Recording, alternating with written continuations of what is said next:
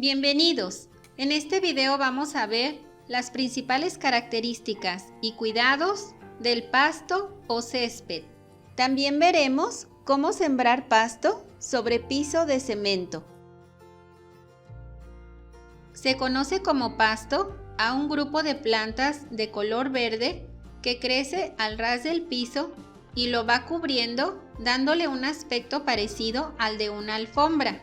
Otros nombres con los cuales se le conoce al pasto son césped, zacate y grama. Pertenece a la familia de las poáceas.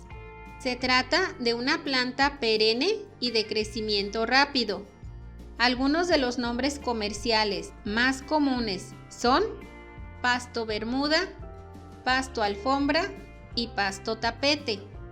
Yo elegí el pasto tapete por ser uno de los más resistentes, debido a que lo iba a sembrar sobre cemento. El pasto es una planta que requiere de mucho sol directo. Si deja de recibir sol, se secará. Por lo tanto, antes de sembrarlo, es muy importante determinar cuál área del jardín recibe sol todo el año. En algunas casas esto puede variar mucho, dependiendo de las estaciones.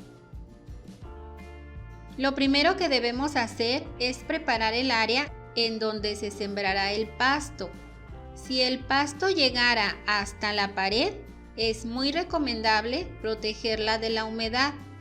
Para ello, podemos colocar en la parte inferior de la pared una línea de azulejos o ladrillos para piso. Enseguida debemos colocar en el piso un bordo que delimitará la zona en la que se colocará el pasto. Yo hice este bordo con forma de rampa. Utilicé cemento gris, arena de río y agua. Ya que secó, se le hicieron algunos orificios con el taladro, para que por ahí pueda salir el exceso de agua y no se encharque en la zona del pasto. Hace tiempo cayó algo pesado y rompió un pedazo de este bordo. Ahora volveré a unir los pedazos. Para ello utilizaré mortero y agua. Debo cuidar no tapar los orificios por donde sale el agua. También aprovecharé para reparar algunas grietas de este mismo bordo. Si no colocamos este bordo, la tierra se irá poco a poco con el agua de los riegos o de la lluvia.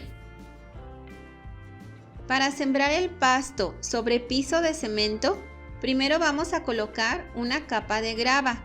Ya desde este paso se le debe de ir dando una pendiente ligera hacia donde queremos que corra el agua. Estas piedras ayudarán a que las raíces no se pudran. Luego vamos a colocar una capa gruesa de tierra para jardín. La tierra también debe aportar en la formación de la pendiente para el agua. En la parte más alta, la capa de tierra medía 15 centímetros de grueso y en la parte más baja 12 centímetros. Con el tiempo se ha ido compactando y ahora miden 13 y 10 centímetros aproximadamente. Enseguida vamos a colocar los rollos de pasto. Casi ningún rollo viene parejito. El mismo rollo de pasto suele traer distintos grosores.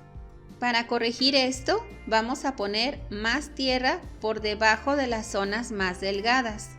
Después vamos a colocar tierra en todas las uniones. Con el tiempo, el pasto se extenderá y las irá cubriendo. Si queremos acelerar este proceso, podríamos sembrar en estas uniones algunas semillas de pasto. Al inicio es muy importante regarlo todos los días, por la mañana y por la tarde, mientras se adapta y echa raíces. Deben ser riegos ligeros, no debemos encharcar el pasto, solo se trata de mantenerlo húmedo todo el tiempo. Luego de un par de semanas, el pasto ya debe haberse adaptado, por lo que espaciaremos un poco los riegos. De forma general, el pasto requiere de riego frecuente. En época de calor es necesario regarlo todos los días, preferentemente por la noche. En época de frío se puede regar un día sí y un día no, preferentemente por la mañana. Es común que la tierra se compacte con el tiempo y que en algunas zonas del jardín se compacte más que en otras. Si el hundimiento es poco, basta con colocar una capa ligera de tierra. Con los días, el pasto que quedó abajo crecerá y volverá a cubrir esta área. Si el hundimiento es más grande, entonces podemos sembrar algunas semillas. Si el suelo está muy duro y con raíces secas, las vamos a retirar. También vamos a aflojar un poco la tierra antes de sembrar las semillas. Luego de una semana se verán los primeros brotes y en un par de semanas se apreciarán más las nuevas plantitas. A mí me gusta utilizar una mezcla de semillas. Cuando las distintas especies se mezclan, el pasto se ve más denso. El pasto también se puede propagar por estolones. Un estolón es un tallo aéreo de poca altura que crece paralelo al suelo y que cuando lo toca enraiza y produce nuevas plantas.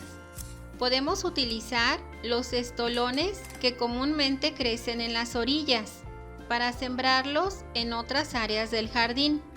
Solo debemos identificar el lado que debe ir hacia abajo y dejar por arriba el lado por donde salen las hojas. En época de lluvias es necesario podarlo cada semana y el resto del año puede podarse cada 10 o 15 días, dependiendo de su crecimiento. Si lo descuidamos, crecerá demasiado y cuando lo podemos estará amarillo de la parte de abajo. Aunque la mayoría de las veces se recupera, es mejor darle mantenimiento frecuente. En época de lluvias también surgen entre el pasto diversos tipos de plantas silvestres. Algunas de ellas actúan como cubresuelos y le van ganando terreno al pasto.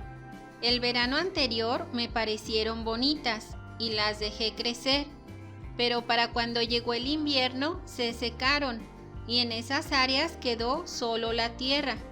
Por eso este año sí las retiré. En relación a su toxicidad, no se sabe que sea dañino para los animales ni para las mascotas. Algunas personas pueden presentar reacciones alérgicas al pasto, pero esta es una condición personal. También leí que hay personas que se comen el pasto. Quizá algunas especies sí sean comestibles, pero yo no sabría distinguirlas. Por lo tanto, no lo recomiendo. Creo que es mejor disfrutarlo solo como una planta ornamental. Si este video te fue de utilidad, te invito a que te suscribas a mi canal. Hasta la próxima.